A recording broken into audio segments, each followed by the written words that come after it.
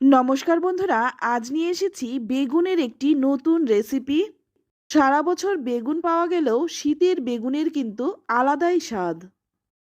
আর এই শীতের বেগুন দিয়ে যদি বানানো যায় স্পেশাল কোনো রেসিপি, তাহলে তো কোনো কথাই হবে না। যদিও রান্নাটা খুবই সাধারণ, তবে গরম গরম ভাত, রুটি, পরোটা সব কিছুর সঙ্গে কিন্তু জাস্ট অসাধারণ লাগে। চলুন তাহলে দেখে নেওয়া যাক। তো প্রথমেই আমি এখানে নিয়েছি বেগুন, আর বেগুনগুলো দেখুন কাঁটাওয়ালা বেগুন। এমনি বেগুনের থেকে কিন্তু এই কাঁটাওয়ালা বেগুনের স্বাদ কিন্তু অনেকটাই বেশি হয়। যারা খেয়েছেন তারা কিন্তু এর পার্থক্যটা বুঝতে পারবেন। এবার আমি এই বেগুনটাকে কেটে নেব। আর এই শীতে কিন্তু আমরা অনেক রকমভাবে বেগুন খেয়ে থাকি।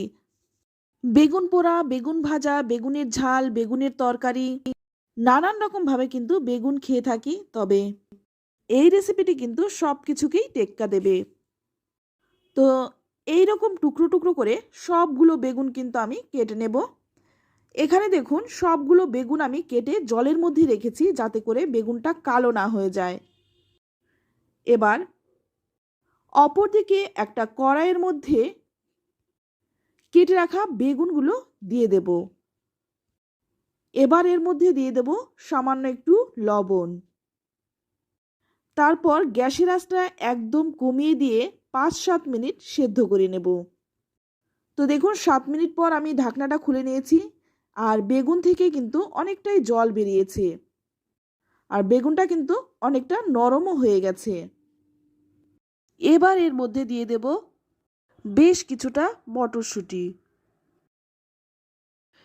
এবার দিয়ে দেব দুটো টমেটো। টমেটোগুলোকে আমি পাতলা পাতলা করে গোল গোল করে কেটে নিয়েছি। এবার দিয়ে দিচ্ছি একটা বড় সাইজের কুচনো পেঁয়াজ, আর দিয়ে দিচ্ছি 7-8 কোয়া কুচনো রসুন, দিয়ে দিচ্ছি 10 থেকে 12টা চেরা কাঁচা লঙ্কা, আর এটা কিন্তু ঝাল একটু বেশি হলেই ভালো লাগবে। দিয়ে দিলাম 1 চামচ হলুদ গুঁড়ো। এবার এই সমস্ত কিছু খুব ভালো করে নেড়ে চেড়ে মিশিয়ে নেব। তো দেখুন একটু শুকনো শুকনো মনে হচ্ছে, তাই সামান্য একটু জল দিয়ে দেব। এতে করে কিন্তু টমেটো, পেঁয়াজ বাদবাকি সব কিছুই কিন্তু খুব ভালো করে সেদ্ধ হয়ে যাবে।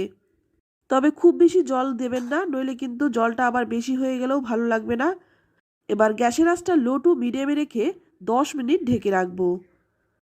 এবার 10 মিনিট পর ঢাকনাটা খুলে নিচ্ছি। এখন কিন্তু সমস্ত কিছু খুব ভালো করে সেদ্ধ হয়ে গেছে। এবার একটু নেড়েচেড়ে মিশিয়ে নেব। টমেটোটাও কিন্তু খুব ভালো করে সেদ্ধ হয়ে গেছে। এবার এই টমেটোর গায়ে যে পাতলা আঁশটা থাকে সেটা কিন্তু একটা কাঁটা চামচ দিয়ে তুলে ফেলে দিচ্ছি। এটা ফেলে দিচ্ছি কারণ খাওয়ার সময় মুখে লাগলে কিন্তু ভালো লাগবে না, তাই এটা কিন্তু তুলে ফেলে দিতে পারেন। ফেলে দিয়ে এবার যতটা সম্ভব খুব ভালো করে সব কিছু মিশিয়ে নিতে হবে। মেশানো যত ভালো হবে খেতেও কিন্তু ততটাই বেশি ভালো লাগবে। তো এটা কিন্তু গরম গরম ভাত বলুন, রুটি, পরোটা সব কিছুর সঙ্গেই খেতে ভীষণ ভালো লাগে। তো দেখুন খুব ভালো করে কিন্তু মিশিয়ে নিয়েছি। বেগুন কিন্তু এমনিতেই খুব নরম সবজি, তাই মেশাতে কিন্তু কোনো অসুবিধা হয় না। ভালো করে মিশিয়ে তারপর নামিয়ে নিলাম।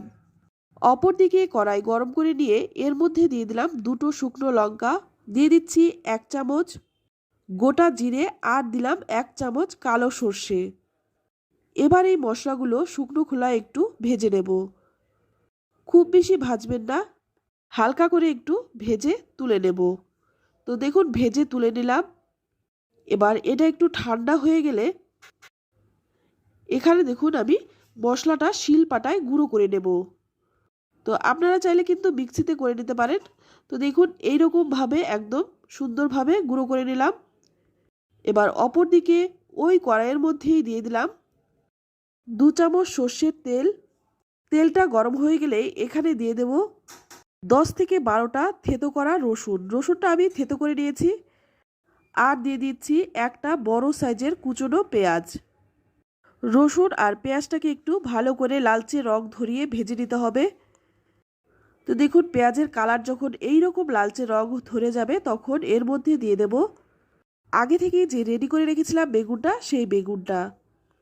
এটা দেখতেও যেমন সুন্দর, খেতেও কিন্তু ভীষণ ভালো হয়। এবার খুব ভালো করে নেড়েচেড়ে মিশিয়ে নিচ্ছি। আর এটা কিন্তু নাড়তে নাড়তে জলটা শুকিয়ে নিতে হবে। যত শুকনো হবে খেতে কিন্তু ততটাই বেশি ভালো হবে। তো এখানে আমি দিয়ে দেবো স্বাদ মতো লবণ। লবণ কিন্তু আমি আগেও দিয়েছিলাম, তো আমার একটু কম মনে হচ্ছে বলে এখানে আমি একটু লবণ দিয়ে দিলাম। লবণটা দিয়ে খুব ভালো করে নেড়েচেড়ে মিশিয়ে নেব। এটা যত ভালো করে মেশানো হবে ততই কিন্তু খেতে ভালো হবে। তো দেখুন অনেকটাই কিন্তু শুকনো হয়ে গেছে। এবার এর মধ্যে দিয়ে দেব ভেজে গুঁড়ো করে রাখা মশলাটা। এই মশলাটা দিলে কিন্তু খেতে আরও বেশি টেস্টি হয় আর মুখরোচকও হয়।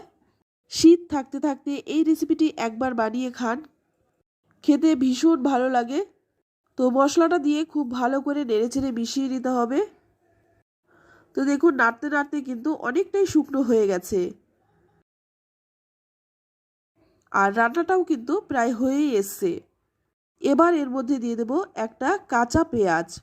ছোট্ট একটা কাঁচা পেঁয়াজ আমি কুচি করে নিয়েছি। আর দিয়ে দিচ্ছি বেশ কিছুটা ধনেপাতা।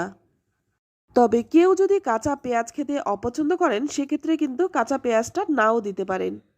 এবার দিয়ে দেব ওপর থেকে 1 চামচ কাঁচা সর্ষের তেল। এবার এই সমস্ত কিছু দিয়ে খুব ভালো করে নেড়েচেড়ে মিশিয়ে নেব।